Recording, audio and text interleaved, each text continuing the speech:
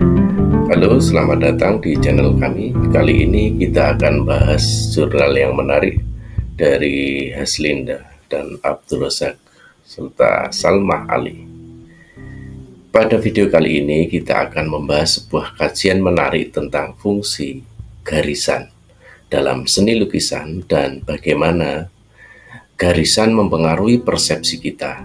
Mari kita mulai dengan melihat abstraksi dari jurnal yang akan kita ulas. Subscribe dong.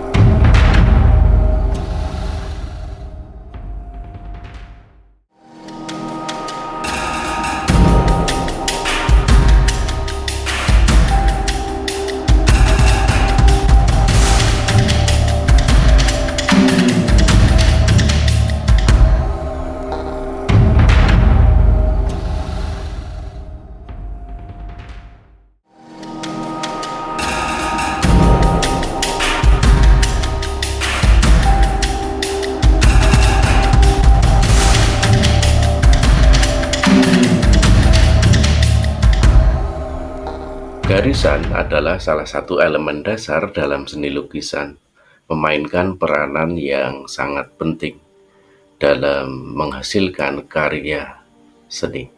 Garisan bisa dianggap sebagai sambungan antara titik A dan juga titik B, atau titik-titik yang saling berhubungan masing-masing dengan karakteristik tersendiri.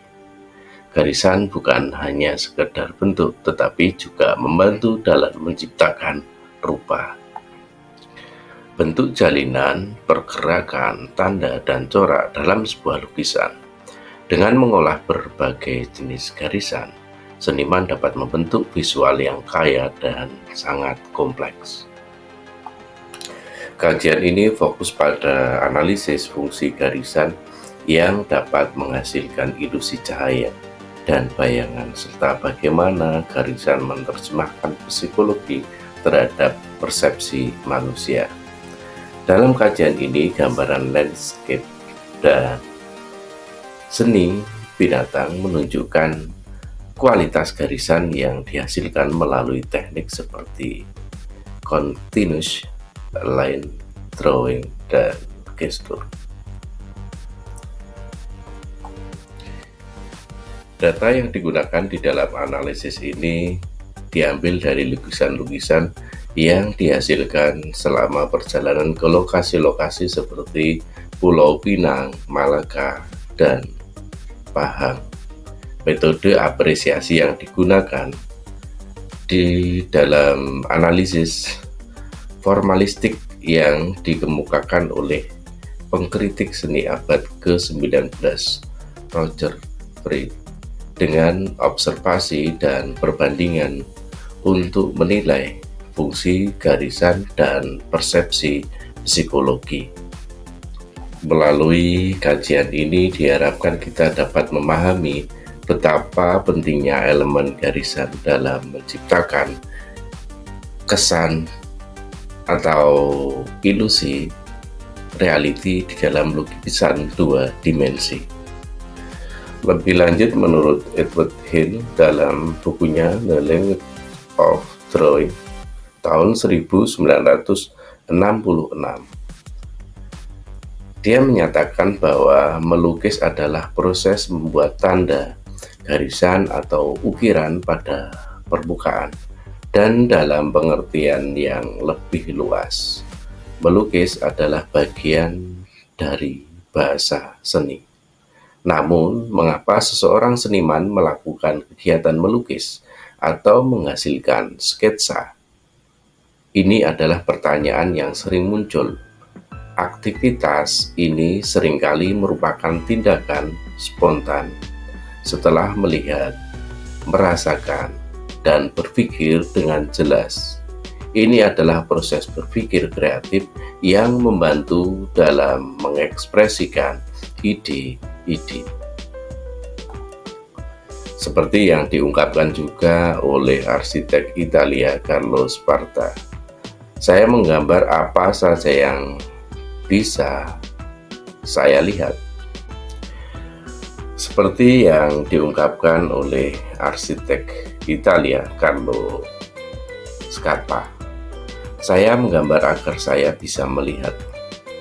Ungkapan ini menggambarkan bagaimana proses melukis juga bisa menjadi terapi atau meditasi yang membawa pelukis dan penontonnya ke dalam dunia yang berbeda. Sebagai contoh awal salah satu karya Leonardo da Vinci, Drawing of Tuscan Landscape yang bertarik 1473, dikenal sebagai Day of St. Mary of the Snow. Ini adalah salah satu contoh pertama dari lukisan landscape yang sebenarnya di dalam seni barat. Menurut Ismail Al-Faruqi, penghayatan seni berdasarkan tauhid berfokus pada nilai keunggulan dalam estetika. Keunggulan melalui pengalaman estetika adalah pengertian tentang esensi sesuatu yang berfungsi sebagai prinsip normatif dalam menghayati objek. Pandangan terhadap catatan landscape dalam seni Cina juga menunjukkan bagaimana ekspresi seseorang dapat dipengaruhi oleh suasana desa, suasana alam, dan ketenangan dibandingkan hiruk-pikuk suasana yang ada di kota. Oke, semoga video ini dapat memberikan wawasan baru tentang peran dan makna garisan dalam seni lukisan. Oke, selanjutnya kali ini kita akan membahas kajian literatur mengenai sejarah perkembangan catatan landscape dalam seni barat serta inovasi terbaru di dalam pembuatan lukisan landscape.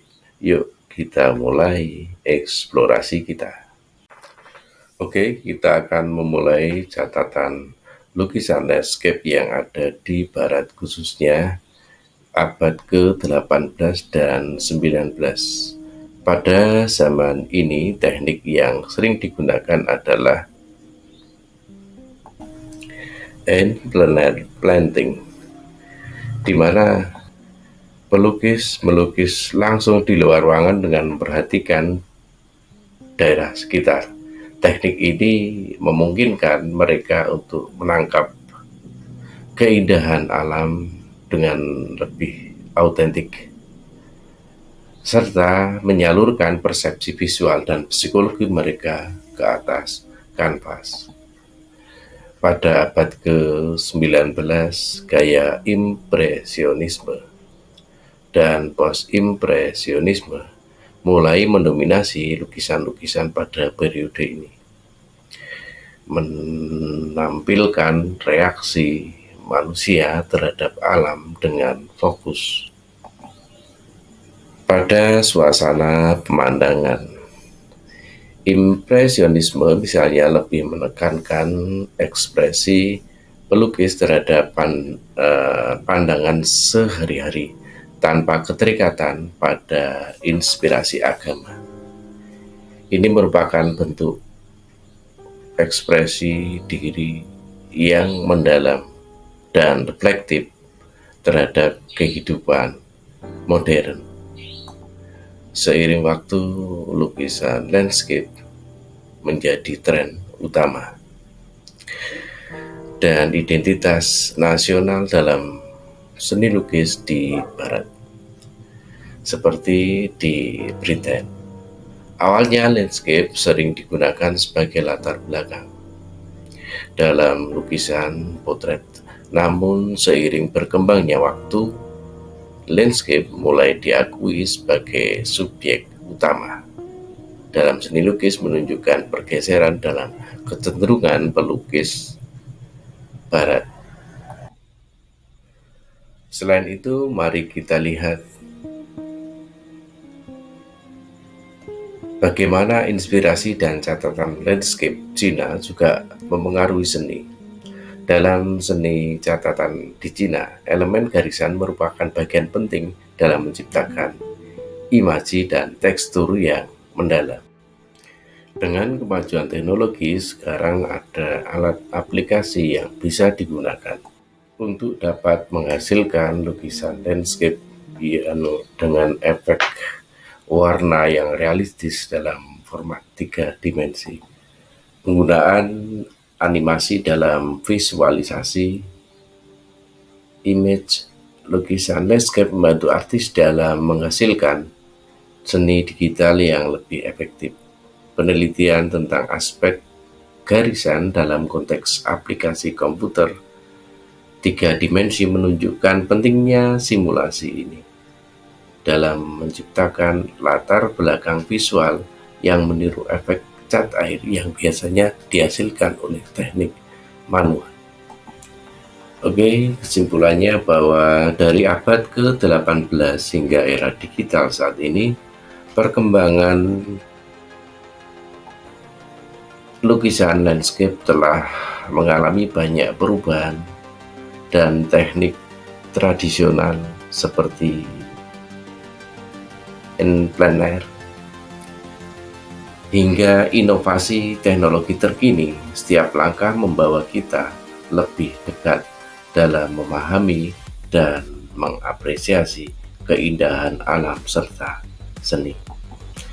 Oke, semoga video ini dapat bermanfaat dan menambah wawasan kita bersama. Terima kasih sudah nonton. Jangan lupa like, komen, dan subscribe agar dapat menikmati konten berikutnya. Terima kasih.